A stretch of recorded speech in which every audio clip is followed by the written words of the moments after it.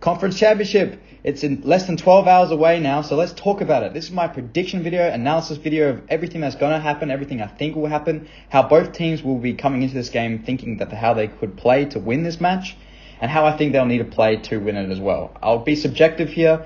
Let's jump into the first match, the 49ers versus the Eagles. Now, my prediction is the Eagles wins this comfortably.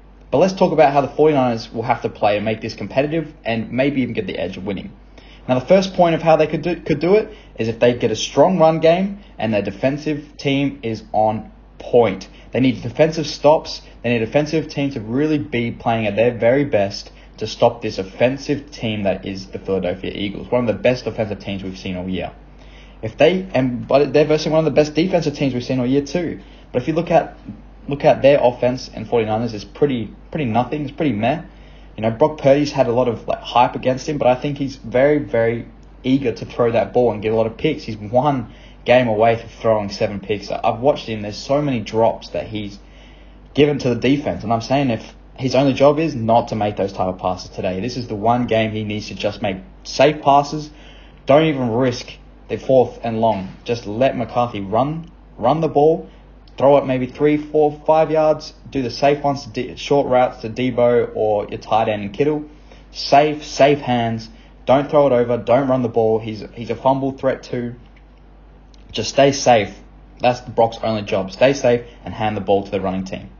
The key player is on the defensive side. And that's Fred Warner. He needs to have a great game. He needs to take picks. He needs to rush Hurts. And he needs to stop Hurts getting out in the pocket too. He needs to put real pressure on them or stay deep and get interceptions and stop all the run there. And they'll have to have a really strong defensive game, keep it low scoring to have a chance against Philadelphia. Philly's biggest strength is offense. So you stop the offense, pretty simple. You keep them to low score, you beat them with your score. That's all I've got to say about it.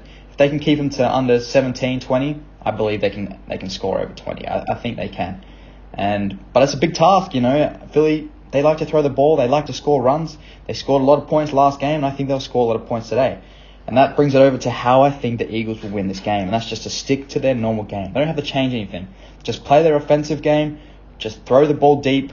Use your legs. Use Sanders as much as you want, depending on how well you start off.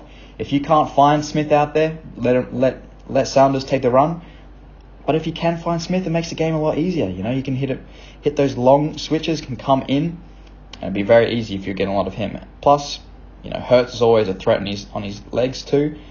The defense not overly important. I think they want it to be an offensive shootout today. I think they're very comfortable in playing that way. They score however many you want to because we're going to score more. But then again, they did hold the Giants last week to a very respectable score, and I do think that they could hold this team to a pretty low score too because they're not that offensively great.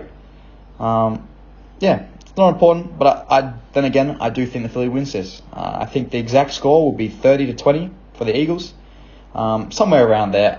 It's hard to predict a score here because it could either be really, really low or really, really high. It's tough, this one. I don't really know which way it will go. I do think the Eagles wins this regardless and pretty comfortably. I just don't know by how much exactly. But 30-20 seems pretty close. I think they'll lead the game for most of the time. Then, like last week, they'll let Sanders just run the ball out, and they'll probably score maybe 1 or 2 touchdowns in the last quarter or something to make it like a 10-point deficit. That's why I think it's going to be 30-20. And they really take the foot off there. So, sweet. Now we move over to the last game, the second game of the round, the rematch. Bengals versus Chiefs. The rematch of not only a couple weeks ago where they versed each other, of a whole last year where exactly the same spot both the teams were in, and the Bengals shocked the world by beating them. And that's my prediction again. I really think they win this game. You know, a lot of bookies have it as the closest margin. It's changing every single day of who they think could win this. I think the Bengals do, not only just because of the way Pat Mahomes could still be injured with that ankle. But anyway, I'll get into that. But first I'll say what the Chiefs need to do to win this. And it's really just injury concerns. You know, they have that Pat Mahomes injury. Pat Mahomes isn't 100%, he can't run. There's a lot of pressure coming his way and he can't get to that pocket. He can't throw that ball. They can't get that offense going. They really need to get that offensive going. That's their only strength almost. That's what the Chiefs need to do to get this game competitive. Their first ranks of offense, they're 12th in ranks of defense, which that's the issue, because Bengals are pretty respectable on both fronts. They're up there in both offense and defense, so they'll score a lot and be able to stop you a lot. So yeah, it's difficult. Obviously, key players is Pat Mahomes.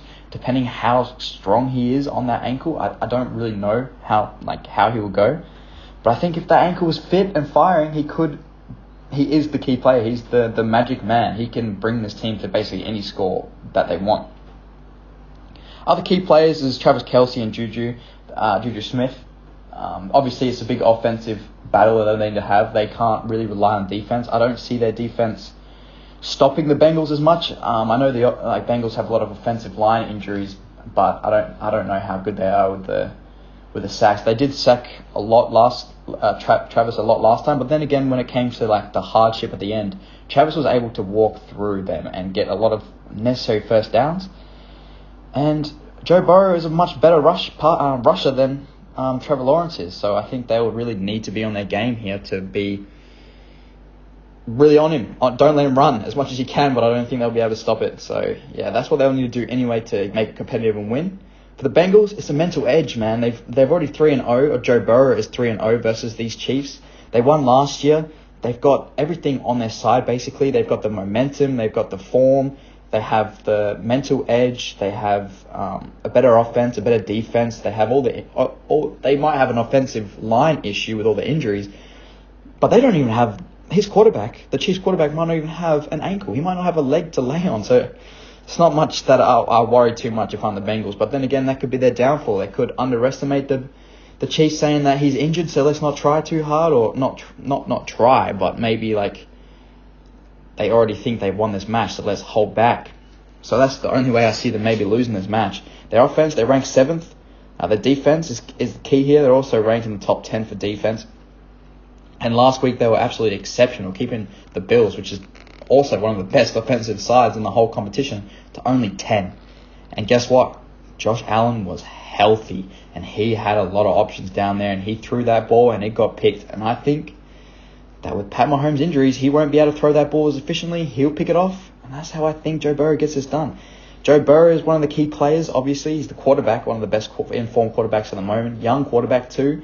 Jamar Chase down the deep there. I don't know how you stop him with a lot of other people around him that he can also have options to. Mixon isn't as important, as I don't think the run game needs to be established as much. But still, I do think if they can get the ball to Mixon, he can run it maybe 10, 12, 14 times in the game, pick up maybe 5 to 8 yards per. That'd be pretty strong, very, very strong. Eli Apple is very, very big man in the defensive line, and he needs to really back up to everything he's tweeted and said over the last years and last couple weeks as well. He just likes to tweet everything, and he really needs to back that stuff up. Mike Hilton led the tackles last week. He'll be a big pass rusher this week as well.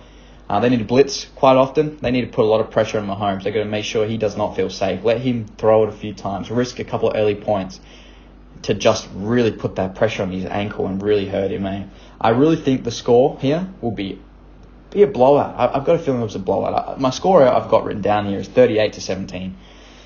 And that's roughly where I see it happening, man. I don't see it being close. I really think Joe Burrow gets this done comfortably, and the Bengals go over to their consecutive Super Bowl where hopefully they'll get this done. Yeah, so that's my full prediction of how I think the conference championship, both the finals, will go. If you disagree, or if you think other teams will win and go through, or however you think will be the key players to get these matches done, or even if you agree, please leave a comment as well saying what exactly you agree with or anything like that. Leave a subscription, like it, share it with all your friends.